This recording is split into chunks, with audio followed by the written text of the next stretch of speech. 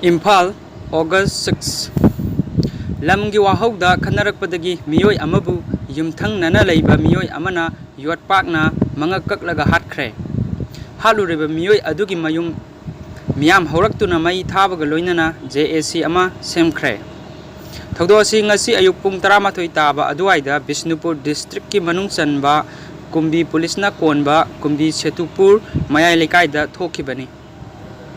Thagdokchida leikidraba miyoi adugi maming Khangembam Achau sahi nifuga taret apokpa KH Ningthoremba kawi.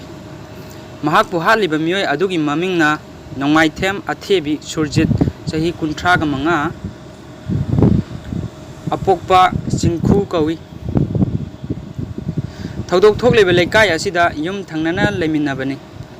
Thagdok asigi matangda lekaidagi phangba pawda Achau amachung Athebi Haibidi Surjit Makoi Anigi Marakta Lam Henjilli Henjinde Haibagi Sayet Naba Laibadagi Ngasi Ayuktagi Hauna Kanarakpaga Loinana Athebina Achaubu Yotpakna Mangak Kaklaga Hatkibani Hairi Kana Sainaba Adu Athebi Surjit ki Machin Manau Singsu Yauki Hairi Thagdok Adugi Pau Tanarakpadagi Khoisaung Naraba Lekai Adugi Miyam Hauraktuna Athebi Haibidi Surjit ki